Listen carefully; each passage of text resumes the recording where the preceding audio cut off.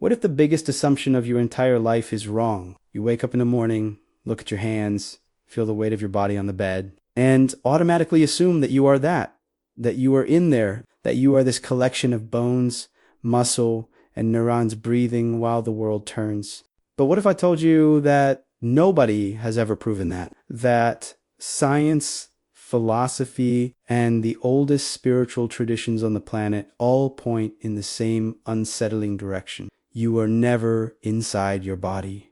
You are always something else, using the body as a window to experience what we call reality. I know how that sounds. Abstract, distant, maybe even uncomfortable. After all, you feel pain, you feel hunger. When someone you love dies, you cry with a body that trembles. Those experiences are absolutely real. Nobody is saying the body doesn't exist or that it doesn't matter. What we're asking, and this is a question that can change everything, is who is having those experiences? Because there is a tremendous difference between having a body and being a body. And it's in that difference that one of the most profound discoveries a human being can make quietly lives. Think carefully about what happens when you see a tree. Light reflects off the leaves, enters your eyes, gets converted into electrical signals processed by the brain, and then you have the experience of seeing a tree. But notice, the tree you see is not out there. It exists inside your experience. What's actually out there are photons and surfaces. What you call a tree is a construction happening within you. This isn't cheap philosophy. It's exactly what neuroscience and quantum physics describe when they talk about how the brain builds reality. Everything you have ever known, without exception, reached you as experience. And that includes the body itself. Now, here's a question almost nobody asks. If the body also appears within your experience, if you observe your body, feel your body, think about your body, then who is the observer? You cannot be that which you observe. An eye cannot see itself. A camera doesn't appear in its own footage. If you can perceive your body as an object of experience, then you, the perceiver, cannot be identical to it. The logic is simple, and it's devastating, because it means your real identity was never where you thought it was. But there's something even deeper. This perception isn't new. It runs through millennia. The Hindu Upanishads describe the Atma, the true self, as that which is never born and never dies, because it never confused itself with form. Buddhist teachings speak of Unnata, the absence of a fixed self within the body. And in Jung's analytical psychology, there is a crucial distinction between the ego, the persona that inhabits the social body, and the self, a far greater instance of consciousness that encompasses and transcends bodily identity. Cultures separated by oceans and centuries arrived at the same suspicion: you are larger than what you wear. Imagine an extraordinary pianist. You close your eyes, hear the music, and feel something that goes beyond sound. An emotion, a memory, sometimes even a revelation. Now, tell me, is the music inside the piano? Obviously not. The piano is the instrument. The music exists because of a relationship between the instrument and something that plays it. Something with intention, sensitivity, presence. If you destroy the piano, the music stops. But the musician didn't die. They simply have no instrument. The human body works in a very similar way. It receives, processes, transforms, but it does not originate consciousness. It channels it. Neuroscience is extraordinarily good at mapping what the brain does. It can identify which regions activate when you feel love, fear, curiosity. But there is a problem that neuroscientists themselves call the hard problem of consciousness, framed by philosopher David Chalmers. Why does the physical processing of information produce subjective experience? Why is there something it is like to be you? Why not just processing in the dark, with no one present to feel it? No brain scan has ever found consciousness. They find correlations, but correlation is not causation. And now, here's the part almost nobody considers. The absence of a physical explanation for consciousness is, in itself, evidence that it may not be physical. Greg Braden, in his research on the frontier between science and spirituality, suggests that the human body is a translation technology, converting frequencies from one level of reality into experiences at another. Physicist Max Planck, the father of quantum theory, was even more direct. He stated that consciousness is fundamental and that matter is derived from it, not the other way around. That flips everything. If consciousness is primary, the body is not its origin. It is its temporary expression, a sophisticated, extraordinarily beautiful tool. But a tool, and you are not the tool. You are the one who uses it. Death is the strongest argument most people use to prove that consciousness is nothing more than the body. When the heart stops, you're gone. Proof that you were just biology. But wait, what does death actually demonstrate? It shows that the senses shut down, that movement ceases, that the instrument stops working.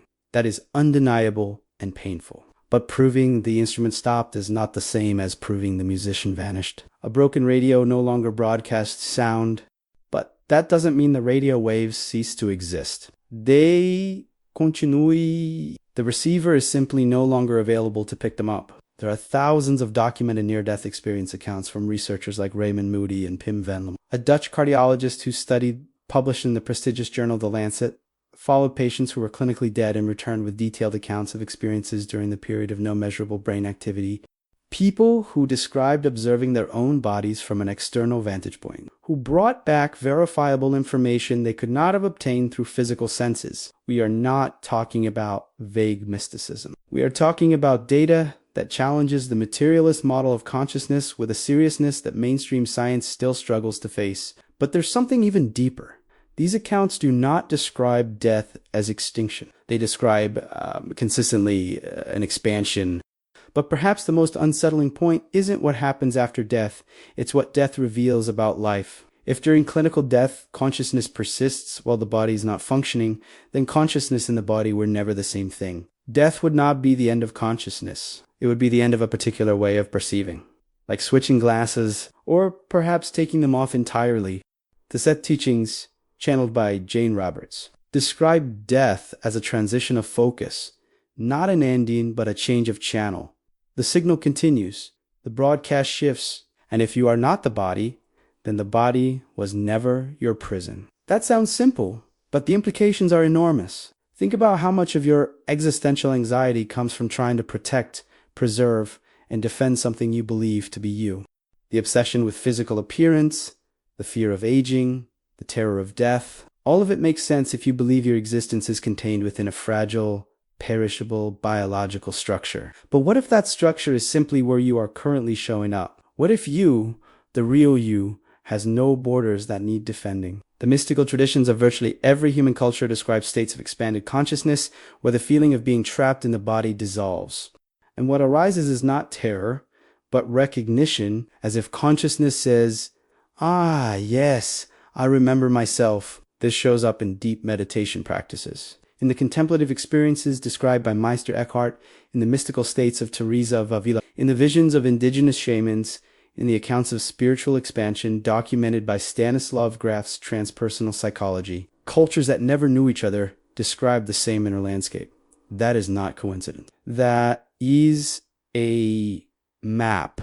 And now here's the part almost nobody considers. If consciousness was never trapped inside the body, if it has always been larger than the body, then death does not set you free. You were already free. What death does, perhaps, is simply make obvious what was always true, like waking from a vivid dream and realizing you never left your bed.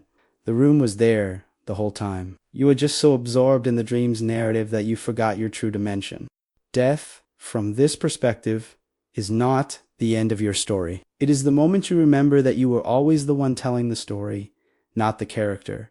Sit with this for a moment. If everything we've explored here carries any weight, if you are truly something that uses the body rather than something that is the body, then every choice you make holds a different kind of gravity. You are not just a biological creature trying to survive. You are a conscious presence of still unknown nature, participating in an experience we call human life. This doesn't make the pain smaller. It doesn't erase grief. It doesn't make loss any less real. But it places everything inside a context that is at once more humble and more vast. You are not too small for the universe. You may be part of what the universe is. And if that's true, even partially, then how are you choosing to use this time, this form, this rare opportunity to perceive existence from inside it. And before you close this video and return to your life, your body, your thoughts, your responsibilities, I leave you with one question, just one. If you are never inside your body, what exactly could die? If this video touched something in you, a doubt, a recognition, an unease you don't yet have words for, leave it in the comments. You don't need an answer. Sometimes the right question is already the beginning of an expansion. Like the video, if you feel this kind of exploration is worth carrying forward, and if you haven't subscribed yet, consider it not to follow a guru, not to receive service, but to keep questioning alongside people who have chosen not to accept the surface of things. Consciousness is expanding, and you are here